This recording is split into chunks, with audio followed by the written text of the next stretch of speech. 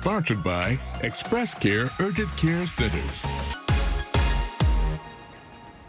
Well, the pollen count has been pretty high, and I know some of you are feeling those effects. Eric Davidson from ExpressCare Urgent Care is here today with some advice for us.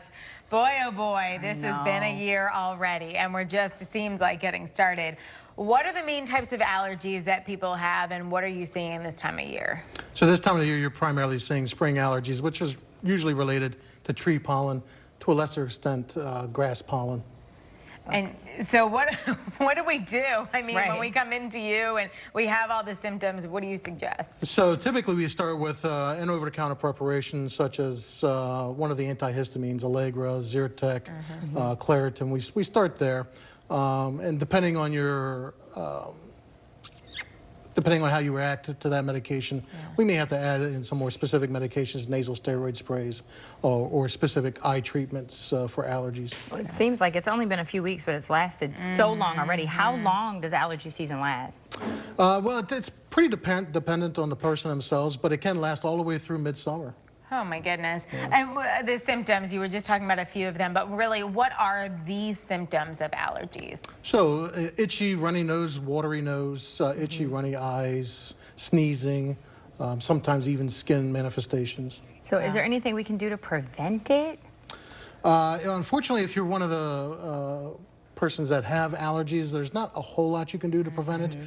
You can, leading into your season, if you're aware that you're a spring allergy season, then start the medications beforehand. Start it in late winter, so mid-February or so. Wow. Start taking the Allegra or whatever preparation you've used in the past that seems to help.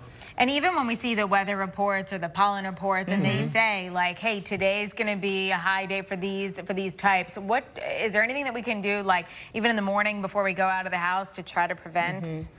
So no, I would say I would use those pollen reports are a good apparatus to help gauge what you're doing that day. If you don't necessarily have to go out in a high pollen count day, it would probably be wise to not go out. But if you do, there's not a whole lot you can do other than taking your standard medications and try and keep those on board. Well, what about the people who've had them their whole lives? Like I was telling you, my little boy's been on allergy meds since he was 6 months. What happens to those people as they get older? His doctor said to me, well, if I up it now, he's going to run out of options. So people build up resistance to it? So yeah, so in a sense, resistance, yeah. We oftentimes have to incrementally increase what it is we're using to treat allergies in terms of, like I said, maybe some nasal preparations or ophthalmic preparations for the eyes. And then sometimes even I have to advance to specific allergist type care, which would include shots and these types of things. So talk about the nose sprays and stuff. Can that really help? They do really help, yes. They're very beneficial for people that aren't getting sufficient relief from oral antihistamines alone. So, all right, we know we're miserable. We know that the eyes are going, the nose is going. When is it time to come and see you, come and see a doctor? I would say if you haven't been formally diagnosed with allergies in the past, and seem to be having some problems with allergy-like symptoms, it'd be best to get a formal diagnosis.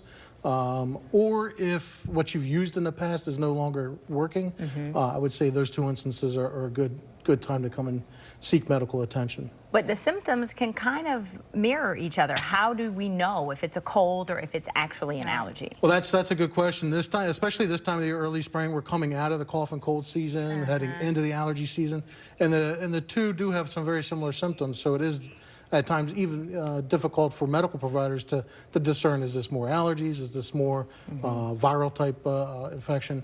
But there's certain things that we look for clinically in terms of what the anatomy looks like in the nose, at the back of the throat, that kind of clue us in one way or the other. And while we can Google everything and we can think we know everything, the reality of it is we don't know. So when we come into you, what's the process of diagnosing that? So we do a really focused HEENT exam, or head, eyes, ears, and nose throat exam. And again, there's very specific findings that we're looking for to help guide us. Is this more allergy or is this more URI, viral infection type process? Got it. Okay, you guys already have a ton of locations you told us. that but- we've used. Right, but you might be opening another one? We are, yes. Forest Hill will be our next to open, which is just outside of Bel Air, Harford County, Maryland. So that'll be opening, we expect June, July, depending on construction. Got it. Where can we learn more information, especially if it's like those urgent hours where Right. we need you? Where can we go? Sure. It's our website is www.whywaitintheer.com. Okay. Yes, it has all of our like locations, it. insurances that we accept, et cetera. You can find a lot of information on that website. Very good. Thank you. Thank you. And we'll be, yes, seeing you soon, I'm sure. All right.